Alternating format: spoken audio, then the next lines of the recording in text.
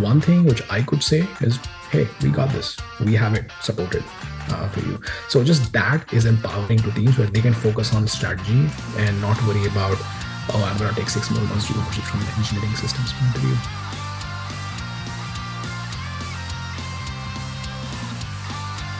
My name is Utkarsh, been with Webflow for about little more over 1 year. I am the director of engineering for the growth team at Webflow and the ecosystem team. So essentially, my focus is working with cross-functional partners in building our growth strategy, which focuses on acquisition, activation, and monetization. And when I say monetization, we think about monetization in two ways. The first aspect is the experimentation we do around pricing levers. And the second is the billing infra. That's also part of the growth team, where we build out the infrastructure to support pricing and packaging, Stripe integration, and all that fun stuff which comes with payment systems. I still remember precisely my pains and when I started to search online for what is the query event to find to solve this problem online, and just ask my friends in the network about this problem. So one of the first projects which hit me, I think I was 1 month into my job, was make one of the biggest pricing changes we have ever done on Webflow. Like all SaaS companies, we have evolved organically and things were just not the way we wanted from an engineering systems point of view. And it took us, it was a painful exercise, I'll be honest with you. It took us time. It took us a lot of effort to get those changes going. It was an evolution of our pricing structure in a pretty fundamental way, moving our plans, features, adding a couple of new plans. So it was a very fundamental change.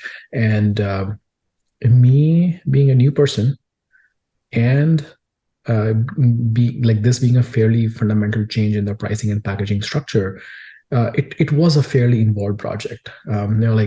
It took us a good chunk of time with billing engineers, monetization engineers involved, working deeply, day in and day out, where we were just making these micro decisions. Does this make sense? I'm yeah, just go for it. We don't have to boil the ocean. There's so many things to change here. We should just make decisions fast and move on to the next set of problems. If I have to break down the complexity of this problem, there are two things. How do we settle on the changes, the precise changes we have to do? Because at the end, they have to translate to code in some way, like config plus code in some way. So that was the one complexity, where we were meeting the pricing council within Webflow every week. We talked about the pros and cons, the implications of this change, how can that be done? And we had some really wild ideas too. We were exploring things like usage-based billing, which we had not done before. Would that be a possibility? And then we would I would add some reality checks in there that maybe usage-based billing cannot be done, so we have to work in these constraints. So those conversations were hard because we didn't have the capabilities of the ideas we were exploring. So the pricing council conversations would have been better if I had a set of capabilities. I could have just gone with them saying, hey, we can do these 6 things for you. Now let's chat. Versus I would just sorry, we could just do these 1 or 2 things for you, which is mostly around managing plans and then moving things around in them and changing the prices. And the second complexity, which is more closer to my heart, is the engineering complexity. So as companies evolve, this is just a thing, and any person hearing this should not come at a surprise, is you have tech debt everywhere. And almost often, I think billing is considered as an afterthought when SaaS companies are growing, until it becomes a pain point for you. And that's when you say okay, we can't grow anymore further if you don't fix this. And that's when companies reinvest in that area. We had a similar, we have a similar story. The modularity was built for a very simplified use case where you have 3 plans, not a ton of different kind of use cases, something very simple. So it was a mix of those simple plans, configuration of those plans. There was no concept of entitlement checks. It's just a one big object, which is loaded in many cases and being checked, should this user have access to this or not? So one very simple JavaScript object being available for every user, every developer in-house, and they were doing the checks that has this user paid for this plan or not, and then they would use this functionality. So that was the complexity, which is if you're doing some deep entitlement changes, working On the configuration was the easy part, just make the change. But how do you make sure those changes are actually working across the whole code base on Webflow was extremely painful. Like, we had to go through multiple rounds of testing, PR reviews with multiple teams to make sure those changes are actually what we want them to be. And the second big change was just managing the plans and grandfathering them, working with Stripe through the migration of customers as we raised the plan. So that was a big chunk of work, which was fairly challenging and nerve-wracking a little bit too, because like we were here like on the day of like launching the price. It's not a feature flag. We could just enable that, boom, now secondly you're getting a new plan. We had to actively migrate these customers on the day off, that hey, now you will start to be billed on a new pricing. So we had to actively migrate these users to a new plan on Stripe, where it's not that simple when it comes to charging real money. With that, the moment that project was over and we successfully launched it, the first thing on my list was, I don't want to do this again. It's painful. And that's when we talked to a bunch of industry standards. Like, we talked to a lot of big companies out there, fairly like all top 10 SaaS companies you have heard of. We talked to all of them. Almost always the answer was, we have built something in-house. They call it pricing engine, they call it PNP engine, some call it pricing configuration system. But the idea was something built in-house, very custom for their systems, which is configuring the packaging and linking that with a pricing system like Zora or Stripe. I don't have the resources to build all this. I just cannot. And that's, I think, somewhere in those conversations across many people searching online, I stumbled on Stigg. What made Stigg stand out for me was, so I'm an engineer. I was approaching this problem as an engineering problem with, of course, I have a growth lens. So, like, of course, I'm an engineer, but I understand growth area very well. So I understand the business needs very well of like what the business needs from me, which is drive like high velocity experimentation, agility of pricing systems.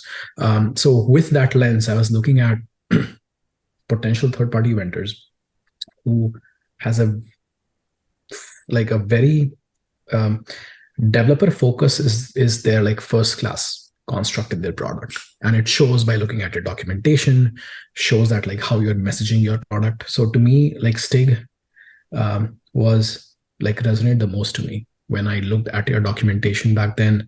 It felt like, yes, like you have thought through the minutiae of like what billing system entails, and I almost felt like I just got lucky or something. Like all the like things you were talking about in your technical documentation felt like this is literally our problem. This is exactly what you're trying to solve for. And they also had this it's also today right now on your site, which is there's this architecture diagram of like how do you think about entitlements, caching that information. So that depth of insight into how Stigg was thinking about engineering first solution was what resonated the most with me. The second aspect was many vendors I looked at have intense focus on usage-based billing. And that was not my priority. Yes, we want to do it. That's something we want to support, but that's not how I want, like that's not a company I want to explore looking deeply into, whose primary value prop is we'll help you do usage-based billing. And you know what? In addition to that, you can all do like plan management, grandfathering, free trials, and all that fun stuff as a secondary thing. I want it to be inverted. I want the company to be like telling me, hey, I'm going to give you, in your own words, headless pricing and packaging system, which has usage-based billing as a feature in it. So when we're doing the vendor evaluation across like 4 companies, well, 3 companies and one was in-house, we did do that estimation. So we came to a decision that we of course can't do everything Stigg does. That was just out of question. So for our core needs, like some very bare bones concept of usage-based billing, very bare bones concept of pricing management and creating abstractions with Stripe, for some very specific use cases, it would have taken us about like, and also the migration work, which is fairly big, thinking about all these changes. We came to about 6 months with 3 engineers full-time working on this problem. Now looking at that back, it probably feels underestimated. It probably need like 5 engineers in 6 months as we are uncovering more complexities in the code base. And to really reach the potential of like Stigg like system follows, like I don't even know, like 1 year plus. At that point, I can't predict very well. To me, the Stigg product is your SDK and your like UI where you manage the plans. To me, the plan management interface, great, like that's needed. That's not how I'll probably be using it that often. I'll be engaging through your product of your SDK. So yeah, like essentially when I was looking at, and one of our engineers just shared a message on Slack, this is amazing, which is they interfaced with the SDK to report the usage-based billing, and they saw that pattern show up in the UI. Was like, oh, like this is beautiful. Like we have a very low latency API which turns the data, reported, viewed in the UI. Was like, yeah, like this makes things so much simpler for us. What I can definitely say is the engineering feedback we have gotten is like above the charts. I didn't even expect that. Like every engineer who is interfacing with this work is like, this is going to help us so much with improving our workflows, understanding what entitlement actually means and how can they unlock themselves, unblock themselves to solve the problems they have without spending too much time and just talking to the billing engineers about the intricacies of the system. So that's a huge, huge unlock already I see happening. Second is just the, like we have now started to have those early conversations with our stakeholder teams, like our pricing team, localization team, which is soon to be launching the localization product. And they like, when in the past when we have these conversations with them, we are like, sorry, like 80% of the stuff, sorry, we can't do. And then 20% is like the easy stuff. Now the conversation has inverted. Now it's like, we can do these things for you. Tell us what you want. And they're like, hold on, slow down. Like we can't do all. We'll try to do like 2 of these for now. So that is just very empowering to everyone in the company, including the PMs and the other PMs, that they have this control. Subscription management billing systems are so complex and it has impact across so many dimensions, right? Like engineering velocity, CST management, customer support management, product velocity, like just working faster and launching things faster. And of course, the bottom line, the revenue impact, like how do we actually experiment faster to like learn faster and like change pricing in a way which makes sense for the business and for the customer.